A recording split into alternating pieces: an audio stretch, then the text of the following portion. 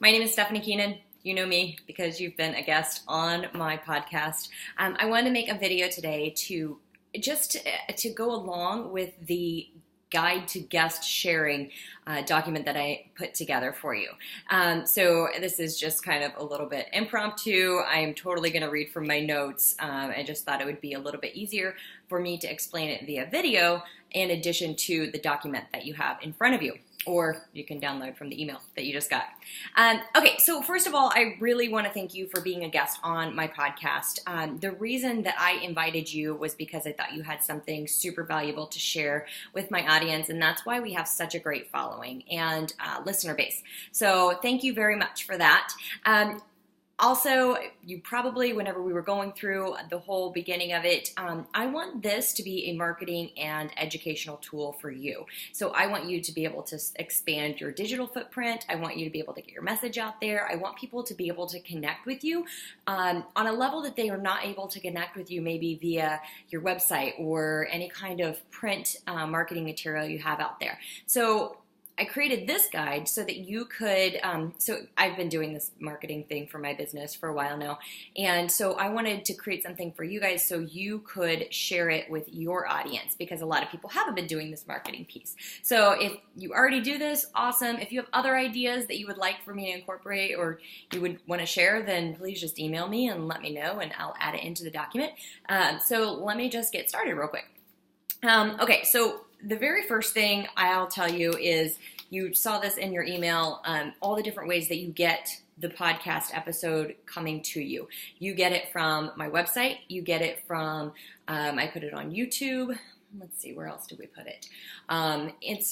Yes, we share it on all the social media channels. It's also linked to iTunes. So it's in iTunes, it's on Stitcher, and it's on SoundCloud. So it's kind of everywhere. I also give you a text to your text transcript. So I'm going to go through all these different ways real quick and let you know what you can do with this stuff.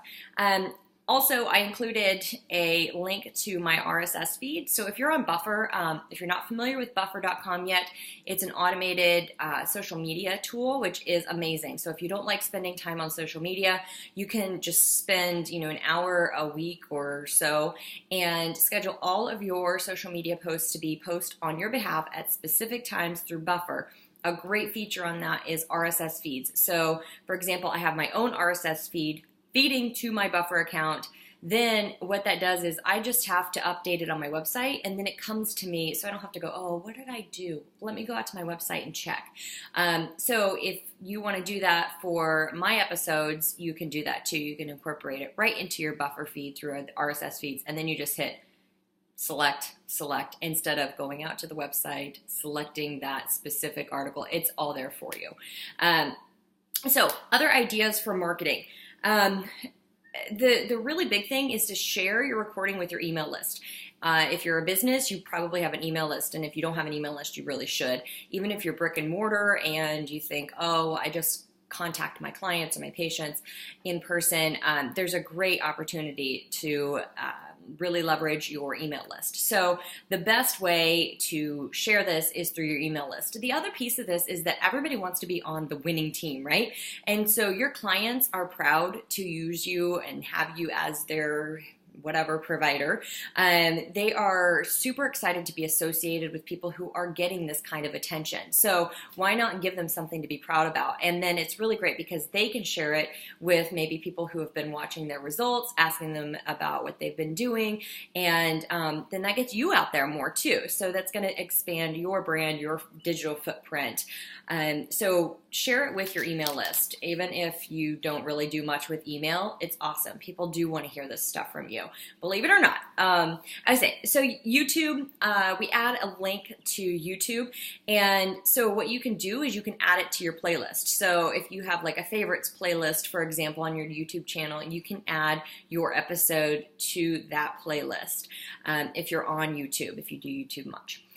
The transcript. We'll send you a transcript that's in text. It was the way that we're transcribing it is through some voice recognition software, and then having somebody take a look at it. So it is not perfect by any means, but I think it's a really great way to have your text in front of you so that you can look back through and find all of these really great nuggets of information that you've shared during, that's my dog, that you've shared during your interview. So little quotable phrases that you can put into a, kind of a quote card that you share on social media. We'll be doing that too, but you can do it yourself, or like tweetable comments, and then refer them back to your episode. So the idea here is to get more people to listen to your voice, because there's a connection that happens whenever they listen to your voice. And there's this sense of connection whenever they hear your story. So say you are a chiropractor and you're the 17th one in the family, and you love this, you grew up with it. People are going to remember that. People remember stories. You're a hairstylist, and you go into your whole philosophy about hairstyling. Well, they're probably going to try you out because they know your story behind it. They know your why. So really share that and get that out there. The whole point of this is for them to listen to you and your episode. Let's see. So linking it to your website, this is another great way to let people know that they're on the winning team. You can do a blog post. It can just be a quick blog post. Link it back to my website where your link is, your specific show link is. This is really the whole point of you doing this too, is positioning you as an expert, as the expert. So the more you can do that to position yourself as the expert, the better. And this show is really great because other people can position you as the expert for you, if that makes sense.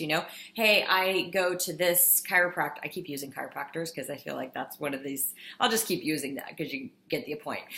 So I go to this chiropractor because they're great. And the person's like, oh, I should go see a chiropractor. And every time you see this person, you're like, yeah, did you go see them yet? No, not yet. Well, you know what? Your clients, your patients, and your followers, your listeners, they can send your interview to these people. They keep asking them the questions. And so now they've put your expertise in front of them. Make sense? Okay, so social media, of course, there's social media. We put all of our stuff on social media. It's great. And the whole point of social media is to drive them back to your website. The whole point of driving them back to your website is to either convert them into buying something, or more specifically, get them on your email list so that you can have a really great way to get your message out to your people every single time you change something, every time you update something, and every time you've been featured on something like a podcast, that kind of thing. And then it's great because you can use this recording to answer frequently asked questions, and not just frequently asked questions. So you can use it to explain your services a little bit better. So in the interview, you explain your services. Now people keep asking, hey, X, Y, and Z. Oh, here's the answer. Here's the recording. Here's the answer. Another way to connect with you. Another way to get your message out there. So that's how I use it. I don't know about you, but I am not very good at answering the same question over and over and over again. I'll probably leave something out. Not to mention I don't like doing it. So I would much rather have a recording like this that I can be like, here, check this out.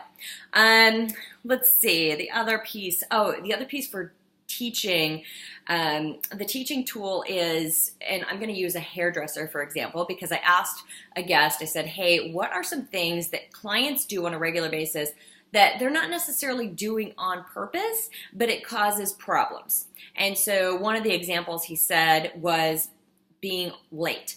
And so then he explained how being late or canceling an appointment really last minute could cause this whole chain of reactions in the salon.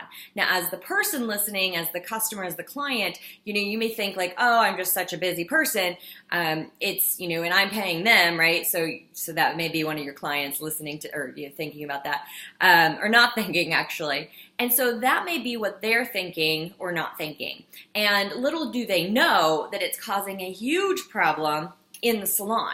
So not only could you correct the problem and help out your clients, because maybe they just have no idea, you're also helping your staff. So if you have a situation kind of like the salon, something like that.